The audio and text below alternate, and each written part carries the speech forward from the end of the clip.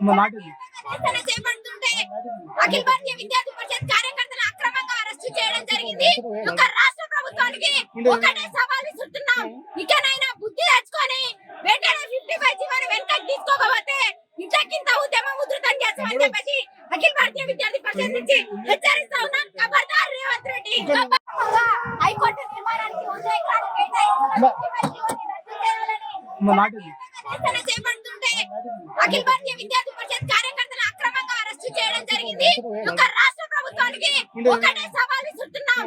ఇకనైనా బుద్ధి తెచ్చుకొని వెంటనే 55 జీవోని వెనక్కి తీసుకోకపోతే ఇంతకింత ఉద్యమం ఉధృతం చేస్తామని చెప్పేసి అఖిల భారతీయ విద్యార్థి పరిషత్ నుంచి హెచ్చరిస్తా ఉన్నాం. ఖబర్దార్ రేవంత్ రెడ్డి.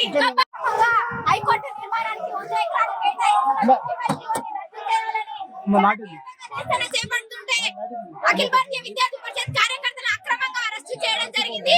ఒక రాష్ట్ర ప్రభుత్వానికి ఒకటే సవాల్ ఇస్తున్నాం.